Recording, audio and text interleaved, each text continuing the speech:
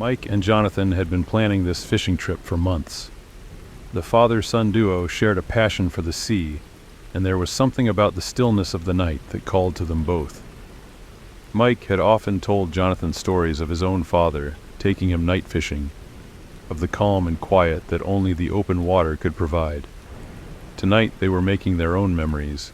The preparations had been meticulous.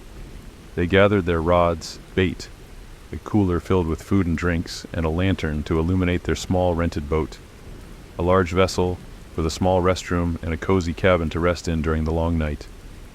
The excitement in the air was palpable as they pushed off from the dock, the sun dipping below the horizon, casting the world into an eerie twilight. Mike steered the boat into the open sea, the hum of the engine and the occasional splash of water against the hull, the only sounds breaking the silence. Jonathan sat beside his father, peering out at the darkening waters. He felt a sense of adventure, a thrill that tingled in his chest as they distanced themselves from the shore. The night was calm, with a slight breeze that carried the salty scent of the ocean. After traveling about 10 kilometers from the coast, Mike cut the engine.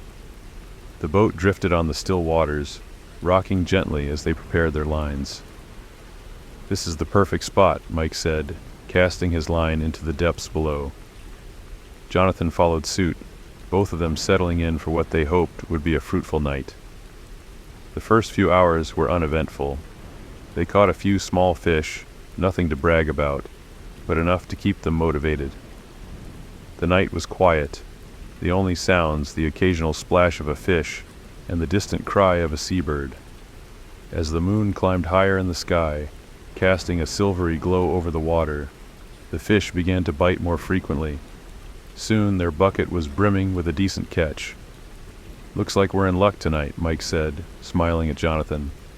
"Yeah, this is great," Jonathan replied, his eyes gleaming with excitement. "Let's get some rest," Mike suggested, reeling in his line. "We'll fish more in the morning." Jonathan agreed, but just as Mike began to gather their rods, he felt a sudden, strong tug. "Looks like we've got one more," he said, his voice filled with enthusiasm. He started to reel in the line, expecting another sizable fish, but the resistance was unlike anything he had felt before. The line was heavy, and whatever was on the other end wasn't fighting back like a fish would. It was as if something was just there, waiting. "What do you think it is, Dad?" Jonathan asked, curiosity mixed with a hint of concern. "I'm not sure," Mike replied, his brow furrowed as he struggled to pull the line in. Finally, with a grunt, he hauled his catch out of the water and dropped it onto the floor of the boat. Both of them stared at it in stunned silence. It wasn't a fish. At first, Mike couldn't quite comprehend what he was looking at. The shape was wrong, too large and too human. Then realization hit him like a wave, his blood running cold. "Oh my God," Jonathan whispered, his voice trembling. There, lying on the deck, was a human head. But it wasn't just any head. One side of the face was mangled, the skin torn away as if something had gnawed on it. The other half was intact, the lifeless eyes staring up at them, wide open in a frozen expression of terror. Mike's stomach churned, and he quickly turned away, fighting the urge to vomit. He had seen his fair share of gruesome things in his life, but nothing like this. Nothing that felt so wrong. Is that a human head?" Jonathan asked, his voice barely above a whisper, his eyes wide with horror. Mike nodded slowly, unable to tear his gaze away from the grotesque sight. "We need to call the police," he finally managed to say, his voice shaking. Jonathan agreed, fumbling with his phone as he dialed 911. When he got through, the operator instructed them to leave the head on the boat for identification purposes. Mike carefully wrapped the head in an old towel and placed it in the pocket of the boat's storage compartment. The air around them felt thick with unease, the horror of their discovery weighing heavily on them. "Let's try to get some sleep," Mike suggested, though he knew it was a futile attempt. But what else could they do? They were miles from shore, and the thought of spending the rest of the night awake, surrounded by nothing but darkness and the knowledge of what lay in the boat's storage, was unbearable. Jonathan nodded, though the fear in his eyes betrayed his agreement. They lay down in the small cabin, trying to find comfort in the enclosed space, but sleep did not come easily. Mike's mind was racing, thoughts spiraling as he tried to comprehend what they had found. He knew Jonathan was just as troubled. The boy kept shifting restlessly beside him. It was sometime after midnight when Mike first heard it, a faint splash, almost imperceptible, but enough to jolt him awake. He sat up, listening intently. There it was again, the sound of something moving in the water. His heart began to race as the sound grew louder, closer. "Dad," Jonathan whispered, his voice trembling. "Do you hear that?" Mike nodded, motioning for his son to stay quiet. The splashing stopped, replaced by a new sound, something scraping against the side of the boat, followed by a dull thud, as if something or someone had climbed aboard. Mike's blood ran cold. He glanced at Jonathan, who was staring at him wide-eyed. Fear etched across his face. "Stay here," Mike whispered, though his voice betrayed his own fear. He slowly stood up, careful not to make any noise, and crept towards the cabin door. His heart pounded in his chest, each beat echoing in his ears. He was almost at the door when he heard it. A soft, wet sound, like footsteps, but wrong, as if the feet were dragging water with them. The sound grew closer, circling the boat. Mike froze, his breath catching in his throat. Jonathan had followed him to the door, unable to stay behind as his fear grew. "Dad, what is it?" Jonathan asked, his voice barely a whisper. Before Mike could answer, a shadow passed by the cabin window, and they both turned to look. There, illuminated by the faint moonlight, was a figure, a tall, thin silhouette that looked almost human, but twisted in ways that defied logic. It was drenched, water dripping from its elongated limbs. The skin, if it could even be called that, was a slick, oily black, and where there should have been hands, there were instead long, thin claws. Its face was featureless save for two solid black eyes and a small, sharp-toothed mouth. The creature stared at them through the window, unblinking, as if it were sizing them up. Mike felt his blood turn to ice. "What do you want?" Mike demanded, his voice trembling, though he fought to keep it steady. The creature's mouth opened, revealing rows of jagged teeth.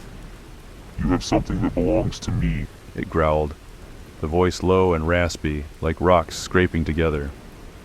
Mike couldn't move. His mind was racing, but his body was frozen in place. It spoke. It knew how to speak. "Give it to me now, and we won't hurt you." The creature continued, its black eyes never leaving Mike's. Jonathan stepped forward, his voice barely a whisper. "You're not alone, are you?" "No, there are many of us. We have been hunting people for years. You took the head, now return it." Mike's mind raced, trying to process the creature's words. They hunt people? Why? Who are they? But the terror in the creature's voice was unmistakable. They had to comply. There was no other option. "We'll give you the head," Mike said, his voice cracking as he spoke. "But you need to leave us alone after that." "Yes," the creature agreed, its voice soft and menacing. Mike nodded at Jonathan, who quickly retrieved the sack containing the head from the storage compartment. His hands trembled as he unzipped the door and placed the sack outside. The creature's eyes followed the movement, and as soon as the sack was outside, it moved towards the door. The creature reached out with its clawed hand, grabbing the sack with a sharp, quick motion. It lifted it to its face, sniffing it with what seemed like satisfaction before turning away and jumping into the water with a splash. Mike and Jonathan stood there, breathing heavily, their bodies trembling with fear and adrenaline. They had done it. They had given the creature what it wanted, but the fear did not dissipate. "I don't trust it," Jonathan said, his voice shaky. "It's going to tell the others that we're here. They're going to come for us." Mike nodded, the same dread settling in his gut. "We need to get out of here," he said, his voice filled with urgency. Without another word, they rushed to the helm, starting the engine. The boat roared to life, and Mike quickly turned it towards the shore. The sound of the motor drowned out everything else, but that didn't stop them from hearing the splashing in the water around them, growing louder and more frantic. As they sped towards the shore, something slammed against the hull, causing the boat to lurch violently. Mike struggled to keep the wheel steady as Jonathan gripped the railing, his knuckles white with fear. "What is that?" Jonathan cried, his voice panicked.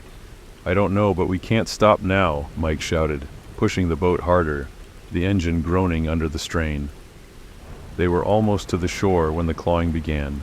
Long, scraping sounds echoed through the boat, followed by a thud as something hit the bottom of the boat. It was trying to tear its way in.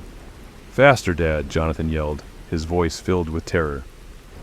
Mike pushed the boat to its limits, the engine screaming as they neared the coast.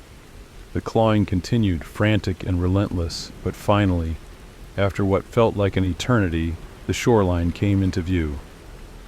Jonathan was the first to jump out as the boat reached the dock. His legs unsteady on the solid ground, he turned back, reaching out to help his father, who was just behind him. But as Mike began to climb out, something grabbed him, dragging him back with a force that nearly pulled Jonathan off the dock. "No!" Jonathan screamed, grabbing his father's arm with all his strength. The creature was strong, its claws digging into Mike's leg as it tried to pull him into the water. Mike's eyes were wide with terror, his grip on Jonathan slipping. "Jonathan!" Mike shouted, the pain in his voice clear. Jonathan's mind raced as he struggled to hold on, and then he remembered. The knife in his pocket. With one hand he fumbled for it, pulling it out and slashing at the creature. The blade sank into its back, and the creature let out a horrible screech, releasing its grip on Mike and diving back into the water. Mike scrambled onto the dock, his breathing ragged as he clutched his leg. The wound was deep, but not life-threatening. "Let's go," Jonathan urged, pulling his father towards the car. They didn't stop running until they reached the police station.